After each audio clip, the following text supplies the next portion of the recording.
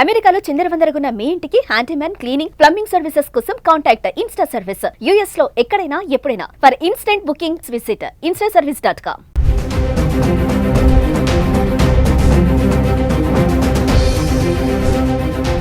నమస్తే, welcome back to Suman TV. ప్రస్తుతం మనతో పాటు ఉన్నారు consumers affairs committee chairman మందరి Krishna Reddy గారు. నమస్తే సార్. నమస్తే అమ్మా. సార్, రీసెంట్గా అమెరికా వెళ్ళడానికి పేరెంట్స్ ముఖ్యంగా చూసుకుంటే, మామూలుగా అమెరికా వెళ్ళడానికి చాలా ఇష్టం ఉండదు. పిల్లల్ని చూడడానికి వెళ్ళొచ్చు, మనవల్ని కానీ అక్కడ స్పెండ్ చేయాలనుకుంటారు. మరీ ముఖ్యంగా అక్కడ ఉండాలి, ఆ క్లైమేట్ కానీ అంత ఇష్టపడతారు కదా. కానీ ఏంటంటే ఇప్పుడు పేరెంట్స్ లాంగ్ డిస్టెన్స్లో లాంగ్ పీరియడ్ వెళ్ళాలనుకున్న వాళ్ళు వెళ్ళడానికి ఇష్టపడట్లేదు, అక్కడ ఉండడానికి కూడా ఇష్టపడట్లేదు. ఎందుకంటారు? రీజన్ ఏంటంటారు? చాలా కారణాలు ఉన్నాయి దీంట్లో. మొదటిసారి వెళ్ళడానికి చాలా మంది ఇష్టపడతారు, కొద్ది రోజులు అక్కడ ఉండడానికి ఇష్టపడతారు.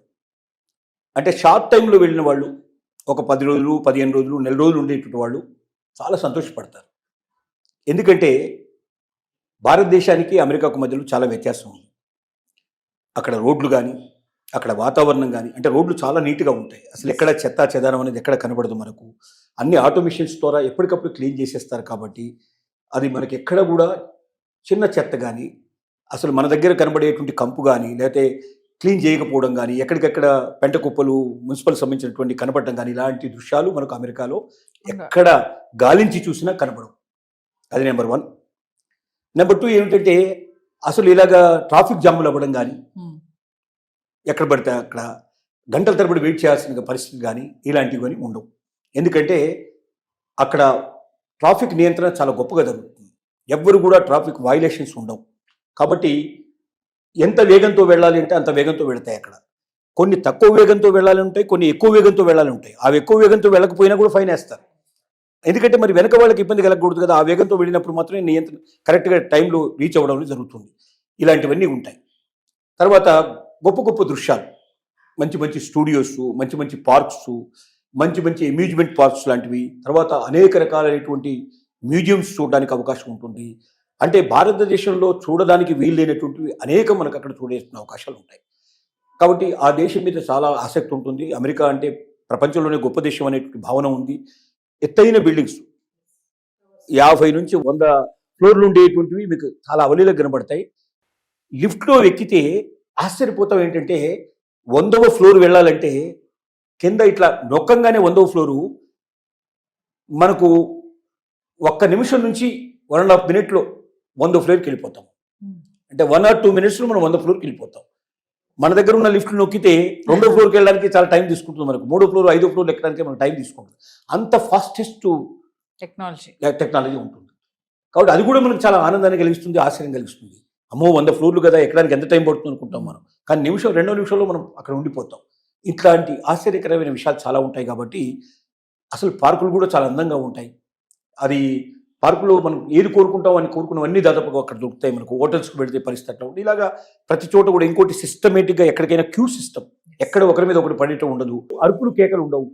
మాట్లాడే విధానం కూడా చాలా నిబద్ధంగా మాట్లాడతారు. ఎందుకంటే ఏ మాత్రం సౌండ్ చేసినా కూడా వెంటనే హోటల్ నుంచి పంపించగలిగే పరిస్థితులు ఉంటాయి. కాబట్టి మన దగ్గర అంతగా సిగరెట్లు తాగుతూ ఉంటాం, ఇరవై ఉంటాం. దానికి సిగరెట్ స్మోకింగ్ ఏరియాస్ వేరే ఉంటాయి, అక్కడ వెళ్ళి రావాల్సిందే.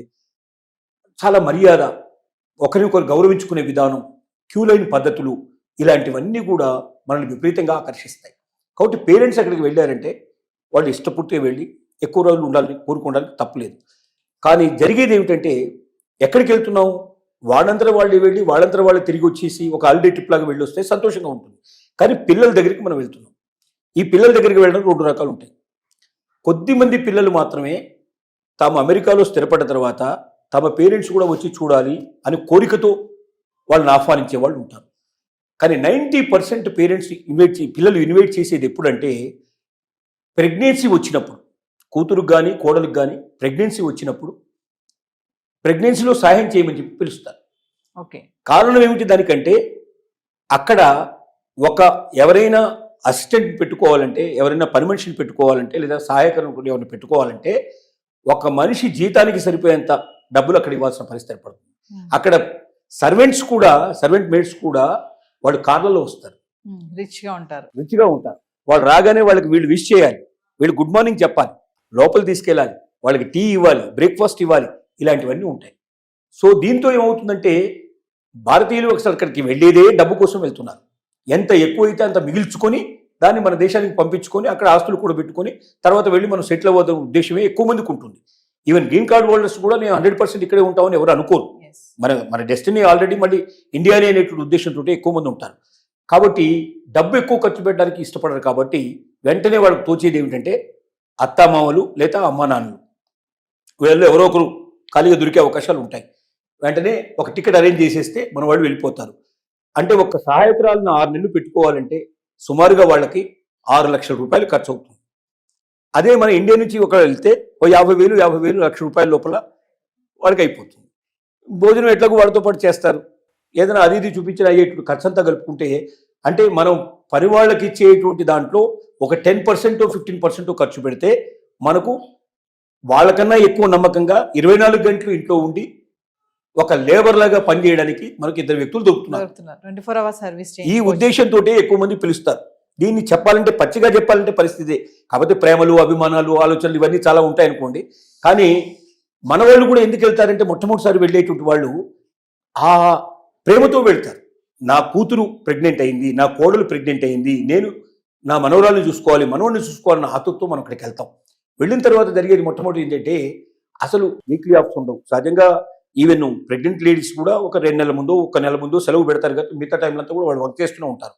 ఇద్దరు ఆఫీస్కి వెళ్ళిపోతే 5 రోజుల పాటు వీళ్ళు ఒంటరిగా ఉండాలి ఆ ఇంట్లో. అసలు బయటికి వెళ్తే మాట్లాడితే వీళ్ళ మాటలు ఎవరికి అంటే ఇక్కడ భాష ప్రాబ్లం చాలా ఎక్కువ ఉంటుంది.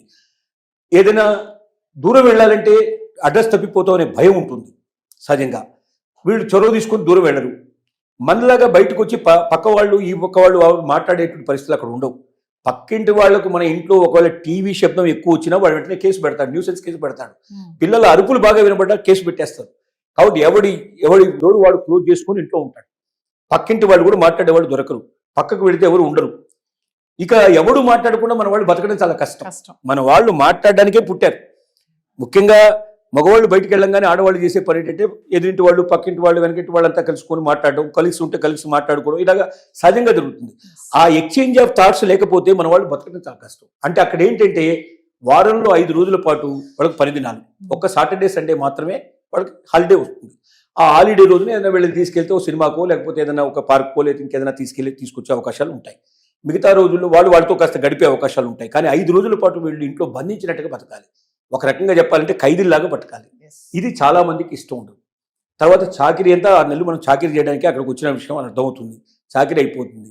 ఆ తర్వాత ఏం చేస్తారు, ఏదో కొద్దిగా 1 రోజు 2 రోజులు సెలవు పెట్టేసేసి అమెరికాలో ముఖ్యమైన ప్రదేశాల్లో తిప్పేసేసి మళ్ళీ ఫ్లైట్ ఎక్కిచ్చేస్తారు, వచ్చేస్తారు. కాబట్టి ఈ రకమైన జీవితం గడపడానికి చాలా మందికి ఇష్టం ఉండదు. ఎందుకంటే స్వేచ్ఛా జీవితం, మన స్వేచ్ఛ కోల్పోతున్నాం. ఏం చేసావు అమెరికా పోయి అంటే ఇంట్లోనే గడిపానని, ఇంట్లో ఇల్లు వదిలిపెట్టి బయటకు పోవడానికి లేదు, వారం రోజులకి 5 రోజులు నేను ఇంట్లోనే గడిపానంటే, అసలు మన వాళ్ళని గడపాలంటే 5 రోజుల పాటు ఇంట్లో ఎవరు బిక్కచచ్చి ఒక్కరే ఉండి కూర్చోనంటే మాట్లాడడానికి మనుషులు లేకుండా రాత్రి ఎప్పుడూ వస్తారు. వాళ్ళు వచ్చేవరకే చాలా లేట్ అవుతుంది. ఎందుకంటే ఒక్కొక్క నగరాన్ని 100 కిలోమీటర్లు 200 కిలోమీటర్లు ఎక్కడో వాళ్ళ ఉద్యోగాలు ఉంటాయి. కార్ డ్రైవ్ చేసుకుని పోవాల్సిన పరిస్థితి ఏర్పడుతుంది. కార్ డ్రైవ్లోనే 1 గంట నుంచి 2 గంటలు 3 గంటలు టైం దొరుకుతుంది. మళ్ళీ తిరిగి రావడానికి అంత టైం పడుతుంది. బాగా అలసిపోయి వస్తారు. ఎందుకంటే అక్కడ సిన్సియర్గా పనిచేస్తారు. మనలాగా పని దొంగలు ఎక్కువ ఉండరు అక్కడ. ఉంటే వాళ్ళని పని చేయనివ్వరు. పని దొంగలు ఎక్కువ రోజులు ఉండలేరు అక్కడ. కాబట్టి అందరూ సిన్సియర్గా పనిచేస్తారు, హానెస్ట్గా పనిచేస్తారు. అంత కష్టపడి వచ్చి వాళ్ళు 5 రోజుల పాటు గుడ్డిచాకు చేస్తారు. ఒక రకంగా చెప్పాలంటే ఒక సామెత ప్రకారంగా 5 రోజులు గాడిదలాగా పనిచేస్తారు, 2 రోజులు గుర్రంలాగా సుఖపడతారు. ఆ 2 days వాళ్ళు ఏంటంటే ఎక్కడైనా వీకెండ్స్లో సముద్రం ఒడ్డుకు వెళ్ళడం, అక్కడ రెస్ట్ తీసుకోవడం, మంచి ప్లేస్లోకి వెళ్ళడం లాగా ఉంటారు. కానీ ఈ నలుగురు కలిసి వెళ్ళాలంటే అయ్యే ఖర్చు మోపిడవుతుంది. వీళ్ళని ఎందుకు పిలిచారు? డబ్బులు మిగిల్చుకోవడానికి పిలిచారు. ఒక రకంగా చెప్పాలంటే పనివాళ్ళని పెట్టాలంటే అక్కడ పనివాళ్ళు దొరకరని కాదు, బ్రహ్మాండంగా చూసుకునే వాళ్ళు దొరుకుతారు, అంతే హానెస్ట్గా దొరుకుతారు. దొంగతనాలు అట్లాంటివి ఏం జరగవు. ఎవరినైనా పిలిచి ఉండొచ్చు. కానీ తన జీతం దాదాపు సగం జీతం పోగొట్టుకోవాలి, లేదా ఇద్దరు వర్క్ చేస్తే అందులో ఒకరి జీతం పోగొట్టుకున్న పరిస్థితి ఏర్పడుతుంది. అంత డబ్బిచ్చి వీళ్ళు 5-6 నెలలు వీళ్ళని పోషించడం కష్టం అనే ఉద్దేశంతో వీళ్ళు తీసుకెళ్తారు. వీళ్ళ పర్పస్ ఏదైనప్పుడు వీళ్ళ ఖర్చు ఎక్కువ పెట్టడం. ఖర్చు పెట్టినప్పుడు ఏమవుతుంది, వీళ్ళు ఖైదీలాగా బతకాల్సి వస్తుంది. అందువల్ల ఎక్కువ మంది దానికి ఇష్టపడరు. కాబట్టి మీరు ఎంత దానికి పోతున్నారు, వారం రోజులు 10 రోజులు 15 రోజులు పిక్నిక్ దాకా వెళ్ళి వచ్చేటైతే అమెరికా చాలా గొప్పగా ఉంటుంది. ఎన్నిసార్లు వెళ్ళినా మళ్ళీ వెళ్ళాలనిపిస్తుంది. కానీ వాళ్ళ అవసరాలకు మాత్రమే పిలిచినప్పుడు మాత్రం అక్కడ వెళ్ళే వాళ్ళు 190 మంది ఈ రకమైన సఫర్ అయిన వాళ్ళు ఉన్నారు. రెండోసారి పిలిస్తే మేము రామని చెప్పిన వాళ్ళు చాలా మంది ఉన్నారు. వెళ్ళలేరు. అంటే వెళితే అక్కడ జరిగేది ఏమిటో తెలుసు కాబట్టి. సరే ఇక తప్పదనుకుంటే ఇక కూతురు లేదా కోడలు తప్పదనుకుంటే ఏమని అనుకుంటారని మొహమాటానికి వెళ్ళింది తప్ప ఇష్టపూర్తిగా వెళ్ళేటువంటి వాళ్ళు ఉన్నారు. కాబట్టి రోజు రోజుకి అక్కడ వెళ్ళాలంటే ఇంట్రెస్ట్ పెట్టేటి వాళ్ళు ఇంకా పోయి వచ్చిన వాళ్ళ అనుభవాలు చెప్తారు కదా, ఆ అనుభవాలు చెప్పిన తర్వాత పక్క ఇంకా వీడికి ఇంట్రెస్ట్ తగ్గిపోతుంది. చాలా మంది అట్లా పోకుండా కూడా మానేసిన వాళ్ళు ఉన్నారు. రోజు రోజుకి ఆ పరిస్థితులు ఏర్పడుతున్నాయి. ఇక భవిష్యత్తులో పోవాల్సిన అవసరం కూడా ఉండకపోవచ్చు, ఎందుకంటే వాళ్ళు ఇక్కడికి వచ్చేస్తున్నారు కాబట్టి మనం అక్కడికి పోవాల్సిన పరిస్థితులు కూడా చాలా తగ్గిపోయే అవకాశాలు ఉన్నాయి. ఇది మెయిన్ రీజన్స్ అని చెప్పుకోవడానికి అవకాశం ఉంది. Thank you.